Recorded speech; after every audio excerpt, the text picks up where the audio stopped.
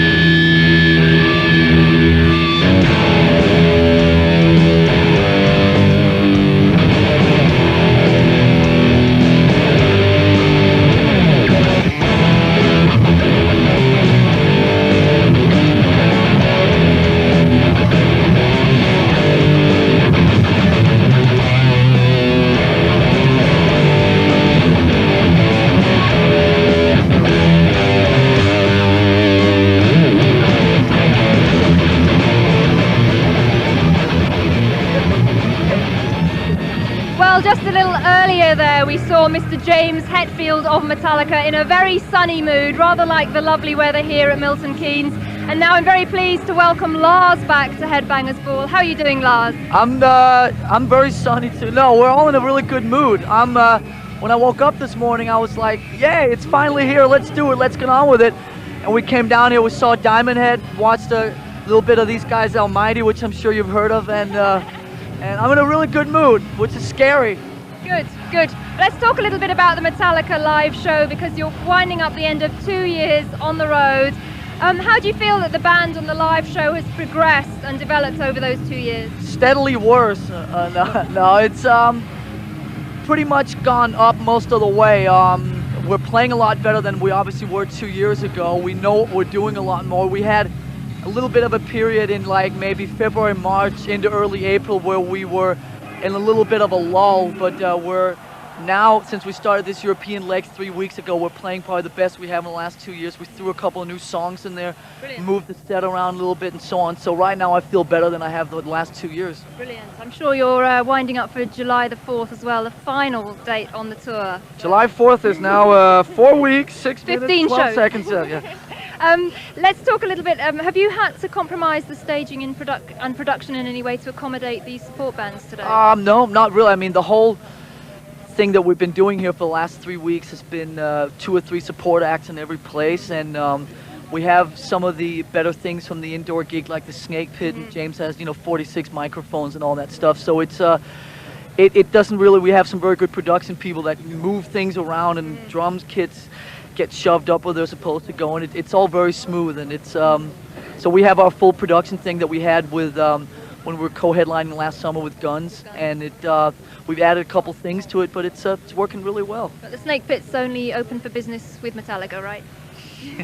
That's yes. I'm sorry. That's no, I think some of the bands are a little worried about all the ramps and the walkways and going out the front there. Well, I can understand somebody who's never been on that stage before. It's like, what's this big gaping hole in the middle of the stage? Just maybe we should put like a security net down there. But we've had the Cult and Suicidal with us in over Europe the last 3 weeks, and nobody's fallen in, nobody's gotten hurt, and it's working really well. So I'm happy. Good, that's great. Will this show be particularly special for you, bearing in mind that Diamond Head are on the bill, and you've long been a great fan of the band and always spoken up for them? So flying the flag, yeah, it's great. I mean, the fact that these two guys are standing over here clowning around, and I just saw them play for about 25 minutes was amazing. Also, I should say that last week when we played in Copenhagen, we had Merciful Fate, which was the other band. Yeah. The 3 bands that really influenced early Metallica was Diamond Head, Merciful Fate, and Motorhead. So the fact that we've played with all those bands now in the last few months, we had Motorhead with us on the Guns tour last summer. But seeing Merciful Fate last week open for us, Diamond Head today, I feel like I'm 12 years old, like a little punter running around going, yay! Oh, brilliant. It's great. It's really good. And it's a great day today, and it's just couldn't ask for a better setup. Good. Well, there is some things we've got to talk about, very important things. Forthcoming live video and forthcoming live album and home video. Tell us a little bit about those.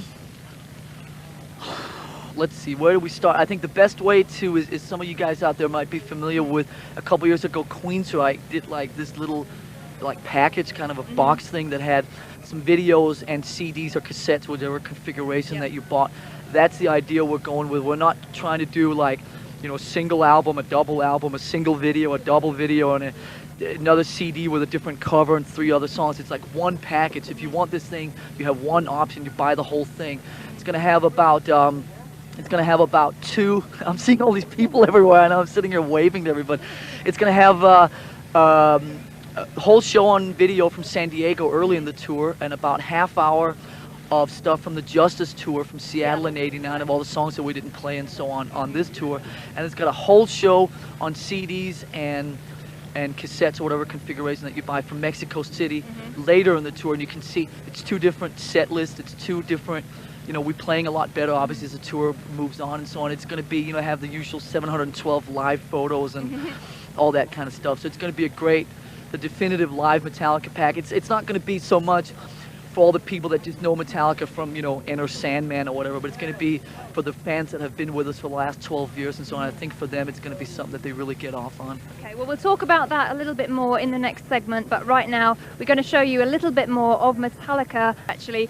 And Lars, we were just talking in the last segment about the forthcoming live album and accompanying home video, and you being such a knowledgeable rock fan, I'm sure you'll agree that a lot of live albums have been a pivotal point in some band's career, like Kiss, Alive, and Deep Purple, Made in Japan. Do you see that with Metallica, or is it like closing one chapter, ready to start a new one?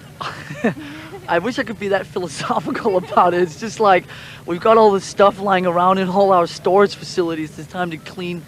No, I mean, on a more serious note, it's going to be a long time until the next Metallica record comes around. And I think that we just feel that it's a good time right now to just push some of this out.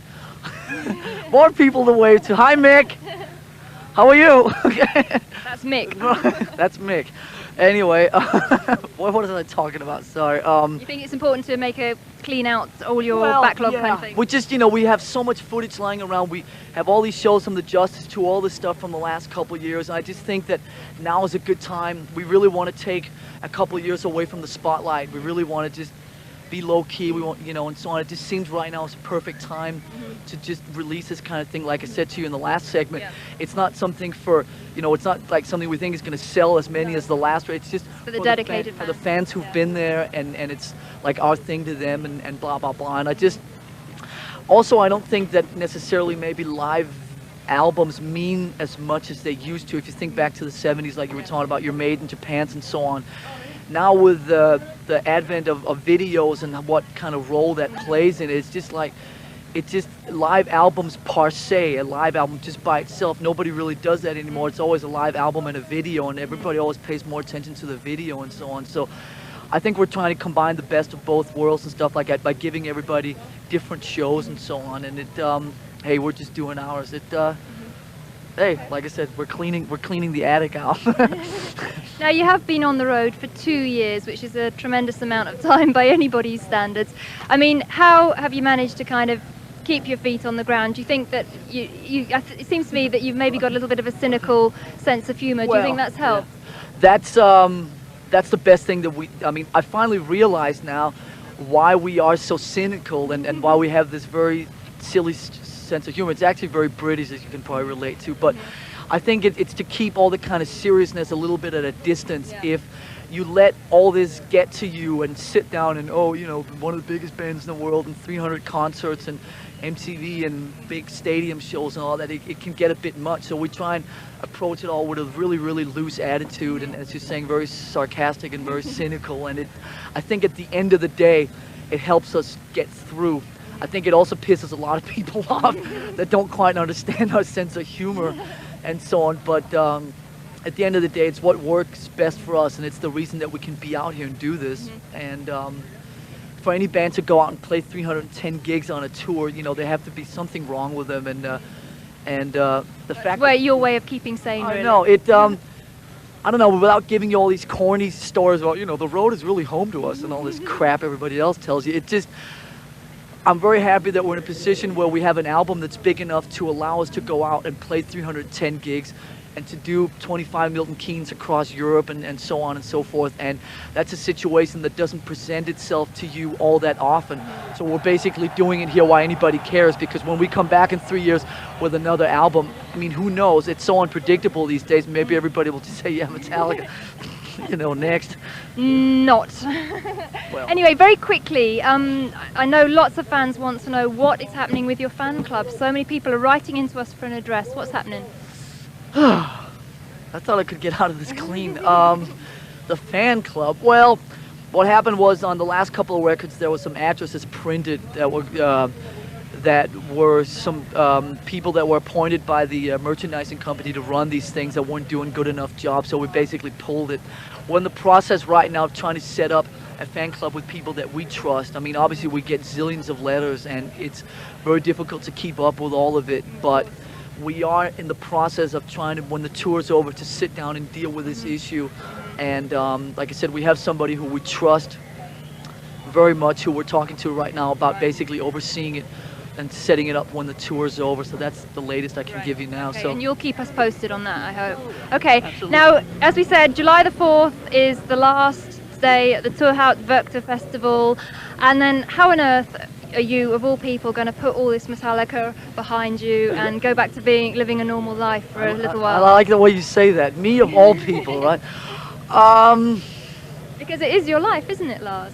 I have no life and I have nothing else. No, in all seriousness, I think it's going to be okay. I think the last few months, I've started to feel the way any other normal human being would under these circumstances, which is pretty burned out. And the only thing that's really keeping us going is the fact that we get up on stage 3 or 4 times a week and play some really good shows.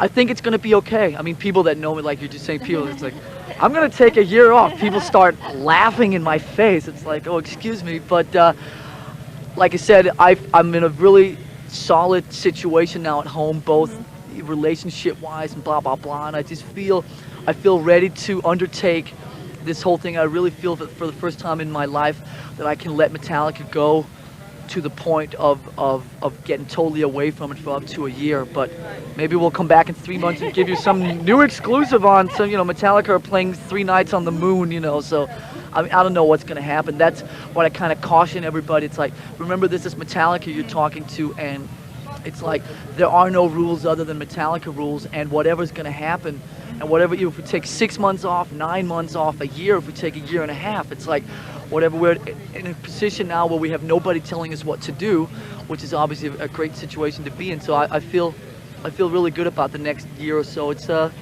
to be nice to just have some time to yourself. So have you been able to write anything on the road, or are you going to just leave it for a year or however long it feels right for and then get back to it? 0. That's what I was doing. 0. Nothing. We're one of these bands that don't subscribe to the theory of sound checks. We've probably done, I'd say, 5 or 10 sound checks on this tour, and which means that we don't really jam all that much. We sometimes sit in the tuning room, a little riff comes up here and there, but generally we don't really bother that much with all that. So when we've taken some time off, we're going to sit down and shift through all the stuff again and come up with 10 or 12 new songs. Metallica, as we speak here at Milton Keynes Bowl, forthcoming live album, accompanying home video. Then when the tour finishes on the 4th of July, the band are going to take some time off, nobody knows how much, before they start getting back together again and start writing for the next album. So your thoughts about tonight, Lars? There's a gig a little bit later. Oh, I thought I was just here punting around. It's going to be great. I mean, what can I say? Look at this day. It's been a great 3 or 4 hours so far. Like I said, I'm in a great mood. James is in a great mood. This is all very scary. So it's going to be good. It's going to be real good. There's 60,000 people out there. The fact that we can come back to England and play to 60,000 people in one go is incredible. So it's going to be good. I feel real good about it. All right then, well, thanks very much, Lars, for taking time to talk to us. It's great to see everybody in the Metallica camp in such a great mood to go with the weather. I want to ask her something, okay? So what do you think of the Almighty? Oh no, don't do that. Oh, didn't you see him? They just played for 45 minutes. What have you been doing all this time? I was interviewing Metallica. You don't have anything better to do with your time than that? I can't answer. Anyway, we're signing off now from Milton Keynes. We're going to what's the next segment? Well, actually, we've reached the end of the show. Oh, we reached the end of the show, so Yeah, it's time would you like to. to say goodbye? Would I like to say goodbye? Yeah. You should go in and ask your husband how he's doing. I would like to. I'll sit here and talk to these guys, and All right. I'll close off. Can I just tell you what's happening next week? We're in the studio, back in the studio. Hope you've enjoyed the show. I'll leave you with Lars to say goodnight. I'll see you next week. Okay, see you. Bye. Now we got her out of the way. Let the fun begin.